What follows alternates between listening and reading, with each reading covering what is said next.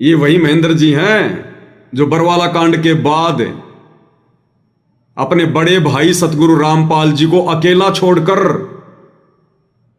और 18 नवंबर 2014 की रात को सतलोक आश्रम बरवाड़ा से फरार हो गया।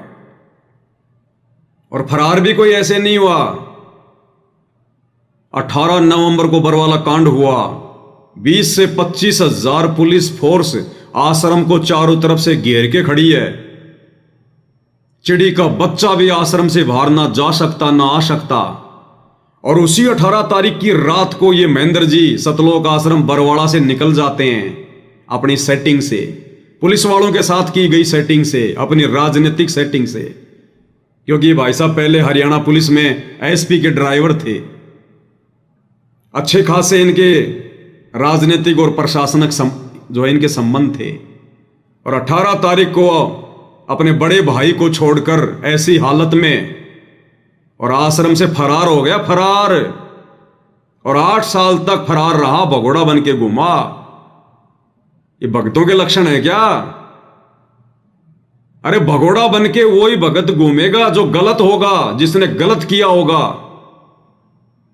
आज अगर मान लीजिए बरवाला कांड की रात को हमारे गुरुजी सतलोक आश्रम से फरार हो जाते, भगोड़े घोषित हो जाते, दुनिया उनकी भक्ति करती क्या? हर आदमी क्या बोलता? अगर सच्चा था तो फरार क्यों हुआ? अगर सच्चा था तो भगोड़ा क्यों हुआ? आश्रम छोड़ के क्यों भागा? कोई भी उनकी भक्ति नहीं करता और इतिहास में गुरुजी के नाम पे दाग लग जाता। लेकिन हमारे गुरुजी परम सत्य, झूठ उनके आसपास भी नहीं, और परमात्मा पुलिस वालों के साथ में गए। और ये महेंद्र जी 18 तारीख की रात को आश्रम से फरार। ये कौन से मुंह से भगत कहलाने के लायक है? इतिहास बन गया, इतिहास।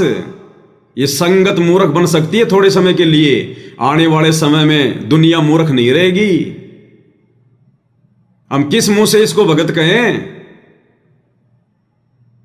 हम किस मुंह से कहें कि इसने सतगुरु रामपाल जी को अपना गुरु माना होगा? अगर ये असल में उनको अपना बड़ा भाई भी मानता तो बड़ा भाई तो बाप के समान होता है, बाप के समान। और बड़े भाई पर अगर कोई आपत्ति आती है तो छोटे भाई का ये धर्म होता है कि वो उसका साथ दे, खड़ा रहे सीना तान के। अरे सतगुरु रामपाल जी तो धर्म का युद्ध लड़ रहे हैं, धर्म का। अज्ञान के साथ, काल के साथ धर्म की लड़ाई है।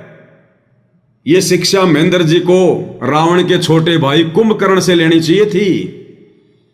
कुंभकर्ण रावण का छोटा भाई, और कुंभकर्ण को पता था कि रावण ने जो कदम उठाया है सीता को उठाकर ये गलत है। उसके बाद भी उसने अपना भाई धर्म निभाया, ये मालूम होते हुए भी कि मेरा भाई रावण अधर्म पर है। लेकिन फिर भी उसने अपनी जान की परवाह नहीं करी।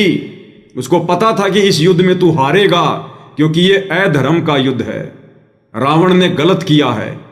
उसके बावजूद भी उसने भाई वाला धर्म निभाया और अंत तक अपने भाई के साथ डटा रहा और युद्ध किया श्री राम की सेना के साथ। अब इस महेंद्र जी को तो यह पता होना चाहिए कि तुम्हारे भाई के आगे पीछे धर्म ही धर्म है, तुम्हारे गुरु के चारों तरफ धर्म ही धर्म है, अधर्म का तो नामो निशान भी नहीं है।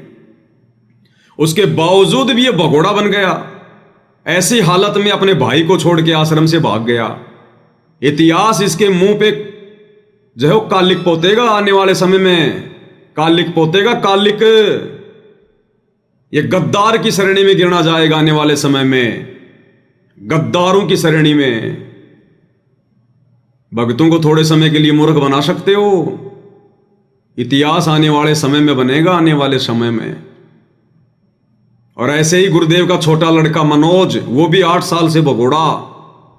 और बड़े वाला लड़का तो पकड़ा गया, औरतों के कपड़े पहन के आश्रम से निकलने का प्रयास कर रहा था। औरतों के कपड़े पहन के पुलिस वालों ने पकड़ लिया, नहीं तो वो भी भगोड़ा बन के घूमता।